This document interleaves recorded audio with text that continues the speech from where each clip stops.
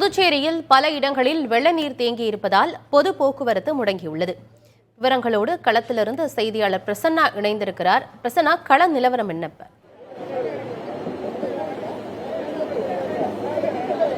ஆனந்தி, இந்த புதுச்சேரி சாரம் சக்தி நகர், அதேபோல் காமராஜர் சாலை, பேருந்து நிலையம், ராஜீவ்காந்தி உள்ளிட்ட சுற்றுவர பகுதிகளில் மழைநீர் கிட்டத்தட்ட இடுப்பளவு தேங்கி இருக்கும் காரணத்தினாலும், நகரத்துடைய பல்வேறு பகுதிகளில் மழைநீர் முழுமையாக சூழ்ந்திருக்கக்கூடிய காரணத்தினாலும் பொது போக்குவரத்து முற்றிலும் முடக்கப்பட்டிருக்கின்றன.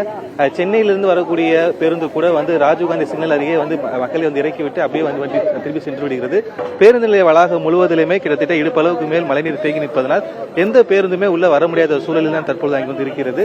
இது மட்டுமல்லாது, இங்க இருக்கக்கூடிய, அதாவது இந்த தாழ்வான பகுதியில் வசித்து வரக்கூடிய மக்கள் அவங்களுக்கு தேவையான அடிப்படை வசதிகள் இதுவரை எதுவுமே கிடைக்காத காரணத்தினால் மக்கள் பயங்கர இன்னலுக்கு உள்ளாயிருக்கிறார்கள். இது சம்பந்தமா பேசுவதற்கு இந்த பகுதியை சார்ந்த அபிலாஷ் அவர்கிட்ட கேட்கலாம். இப்போ குடியிருப்பு பகுதியில் இடுப்பளவுக்கு மேல தண்ணி நிக்குது, இன்னும் வடிஞ்ச பாடு இல்ல. மக்கள் நிறைய பேர் இருக்கிறாங்க, குழந்தைங்க முதியோர் நிறைய பேர் இருக்காங்க. அவங்களுக்கு அடிப்படை தேவை என்னென்ன வசதி தேவைப்படுது? இல்லை, இப்போ வரைக்கும் எதுவும் அடிப்படை வசதி மாதிரி தெரிஞ்ச மாதிரி இல்லை. இப்போ தான் நான் ஏரியா தொகுதியோட இப்போதைக்கு சாப்பாடு கொடுத்துருக்காங்க. பட் இது நைட்லேருந்தே நீங்கள் பார்த்தீங்கன்னா இடுப்பளம் இல்லை மாறளவு கூட தண்ணி இருந்தது. பட் அதுக்கான எந்த இதுவும் அரசு சார்பாக எடுக்கப்படல. அதேமாதிரி நீங்கள் பார்த்தீங்கன்னா அங்கங்கே மரம் வீழ்ந்திருக்கு. இங்கேருந்து ஈசிஆர் சைட்லாம் பார்த்தீங்கன்னா பஸ்கள் முருகா தேட்டர் சிக்னல்லே நிறுத்தப்பட்டிருக்கிறது. அப்போ என்ன ஆகுதுன்னா பஸ் போக்குவரத்து நெரிசல் ஆகப்படுது. இப்போ தண்ணி இவ்வளோ தூரம் நிற்கிற என்னன்னா அத்தியாவசிய பொருட்கள் வாங்க போகிற மக்களோட வண்டியுமே பழுதாதனால அவங்க எல்லாருமே திரும்பி வரும்போது வண்டியை தள்ளிட்டு தான் போறாங்க. ஸோ இது தொடர்பாக எதுவும் முன்னெச்சரிக்கை அரசு சார்பாக எதுவும் எங்களுக்கு எடுத்தப்பட்ட மாதிரி தெரியல.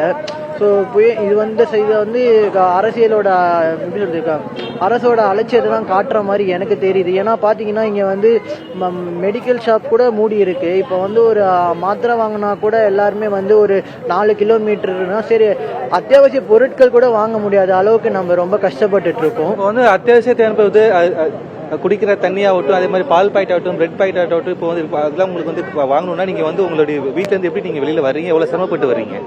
கண்டிப்பா அதை சொல்லணும்னா நமக்கு பக்கத்துல எந்த கடையுமே இல்ல, ரொம்ப தொலைவில் போற மாதிரி தான் ஒயின் ஷாப் திறந்து வச்சிருக்காங்க. நீங்க பாக்கலாம், இங்க பான்லே பார்லர் கூட இருக்கு. ஆனா அங்க பால் சுத்தமா கிடைக்கல. மெடிக்கல் ஷாப் இருக்கு, அதுவும் மூடி இருக்கு. அரசு சார்பில் கண்டிப்பா ஏற்பாடு பண்ண போதிய அளவுல எப்படி சொல்றது மீட்பு மணி ஆள் இல்லைன்னு தான் நான் சொல்லுவேன். கண்டிப்பா. ஆனந்தி, அதாவது பல்வேறு பகுதிகளோட நிலைப்பாடு இப்படிதான் இருக்கு. அதிகாரிகள் ஒவ்வொரு படிப்படியாக மக்களை மீட்கும் பணியில் ஈடுபட்டு இருந்தாலும் பல பகுதிகள் தற்பொழுது மக்கள் வெளியில வர முடியாமல் மிகுந்த குடிக்க கூட தண்ணி இல்லாத சூழலில் தான் இருக்கிறார்கள். இதனால் வீட்டிலிருந்து சிரமப்பட்டு இளைஞர்கள் வெளியேறி இருசக்கர தொடரும்பொழுது அந்த வாகனம் பழுதடைகிறது.